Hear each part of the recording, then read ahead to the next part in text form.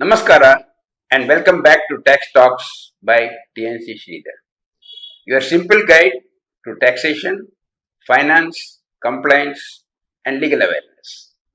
In today's episode, we are discussing one of the most important topics for every salaried employee, businessman, freelancer, pensioners, and taxpayers filing personal income tax, exemptions, and deductions.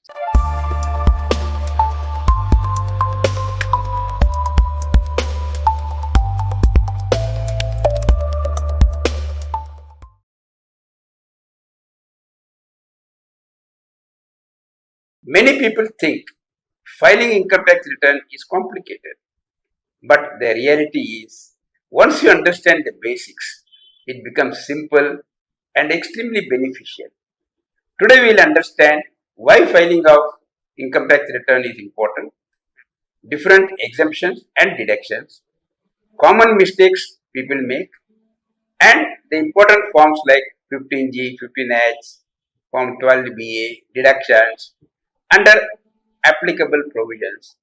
So watch till the end because this episode can help you to save tax legally and avoid notices in future.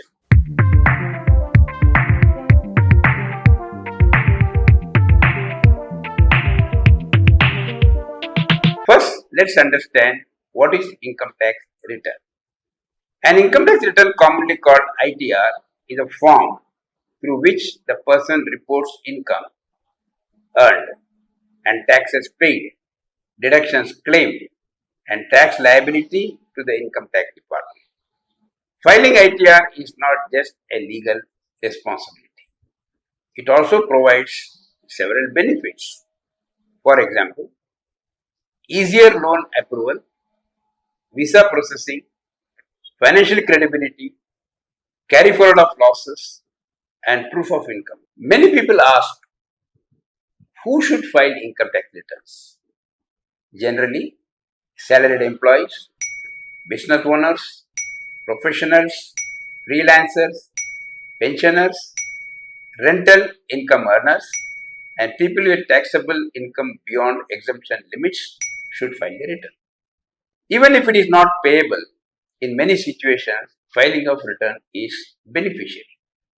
Currently, taxpayers usually choose between old regime and new tax regime. The old regime allows multiple deductions and exemptions, while the new regime offers lower tax rate but fewer deductions. Choosing the correct regime depends upon the salary structure, investments, housing loan, insurance, and deductions available. To know more about the tax regime, you can go back to my previous episode on this subject. Now comes the important question, which ITR forms should you file? Let's understand the main types. ITR 1 is Sahaj. This is most common form used by the salaried employees.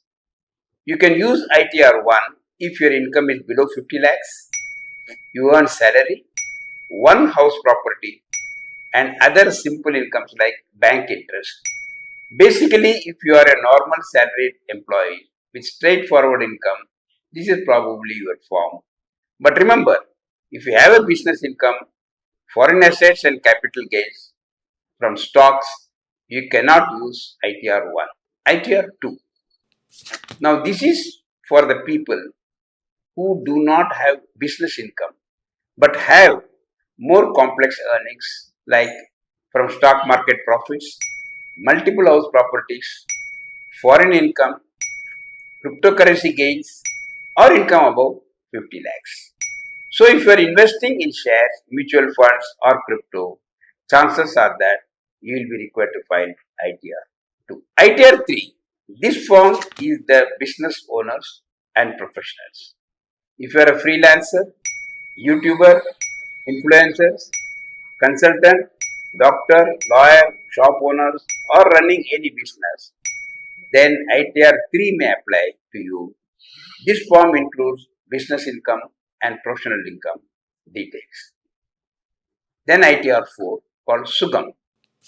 This is for the small business and professionals under the presumptive taxation scheme. Sounds complicated, but it's actually designed to simplify taxes for the small earners. For example, small shop owners, auto drivers, freelancers, small consultants who declare income on fixed percentage basis instead of maintaining detailed accounting books. But their turnover limits and conditions, so not everyone qualifies. Now here is something important. Filing wrong ITR form can delay refunds, trigger notices, or even make your returns defective. So always understand your income type before filing. Even if your tax is zero, filing ITR can help in visa application, loan approval, credit profile, and financial proof. So don't ignore it. Now let us understand some common exemptions available to the taxpayers. House rent allowance. If an employee stays in a rented accommodation and receives HRA from the employer, exemptions may be available subject to conditions. Leave travel allowance. Travel expenses for domestic travel may qualify for exemptions under LTA. Standard deductions. Most salaried individuals receive standard deduction benefit automatically. Agricultural income in many situations. Agricultural income itself may be exempt, though it may still affect tax rate calculation in certain cases because agricultural income is included for rate purposes and the rate will be applied accordingly as per the rates, but the tax will be worked out at proportionate taxable income. Now comes the most important part of deduction. Deductions under section 80C. This is one of the most popular deductions. Investments and payments like LIC premium, Public Provident Fund, ALSS, children tuition fees, principal repayment of housing loan, etc. qualify deduction under section 80C. Section 80D, medical insurance, health insurance, premium paid for self, spouse, children, and parents may qualify deductions. Housing loan interest is interest paid on housing loan may also qualify deductions under applicable provision. Education loan interest. Interest on education loan may qualify under 80E and the donations. Certain donations to approved charitable institutions may qualify deduction under 80G.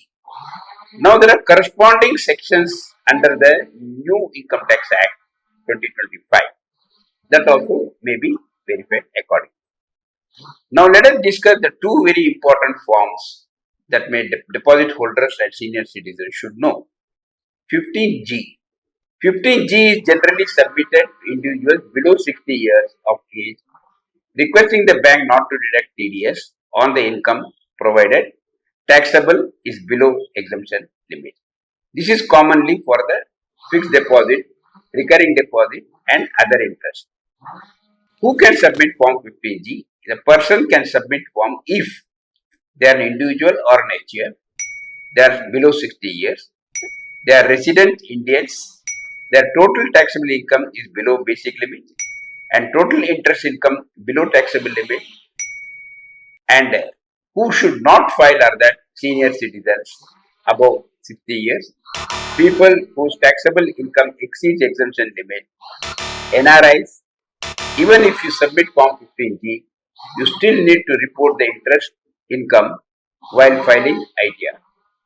Form 15G, the TDS deductions make income tax automatically. 15H is a similar but specifically meant for citizens above 60 years and above. If eligible conditions are satisfied, the senior citizens can submit Form 15G to avoid unnecessary TDS on interest. Who can submit Form 15H? A person can submit 15H. They are residents of India and are 60 years or above, and total tax liability is zero for the financial year. Interest income may exceed the basic limit, but after deductions and rebate, no tax is payable. Why 15H is used? Bank deduction, TDS on fixed deposit interest, recurring deposit interest, post office savings schemes, certain other interest incomes.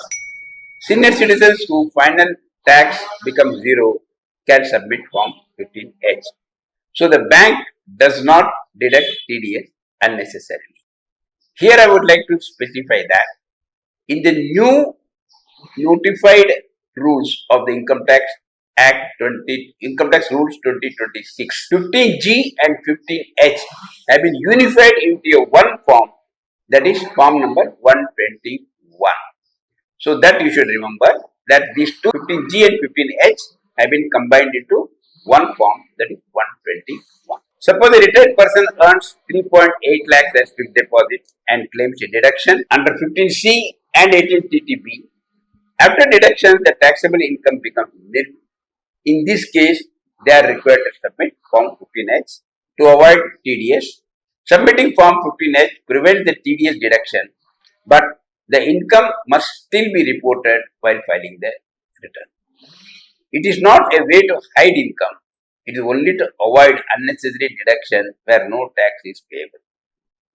Now coming to discuss Form 12BA, a deduction referred often as seen in the salary taxation. Form 12BA generally contains perquisites, benefits, amenities provided by the employer to the employee. This becomes important while calculating the taxable salary correctly. Many employees ignore salary structure detailed and later face mismatches issue while filing the return. Understanding the deductions and applicable sections properly helps avoid excess tax payment, notices, and filing errors.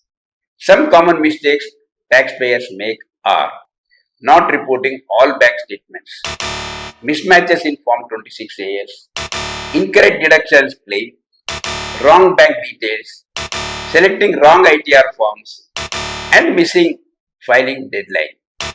Always verify PAN, Aadhaar linkage, TDS entries, access the information system, that is AIS, and supporting documents before submission. Before concluding, I would like to state that in the new Income Tax Act 2025, certain items which were under the exempted category have been taken into the computation area, like computation of pension and certain other things. Now, while filing the return, it's very important to know that these incomes, like computation of pension, will have to be added to the income and then claimed as a deduction rather than claiming as an exemption separately. So kindly keep this in mind while filing the returns. So today we understood the basic personal income tax returns, exemptions, deductions, Form 15G and 15H, which is unified to Form 121 in the new rules, salary related forms, and common filing mistakes.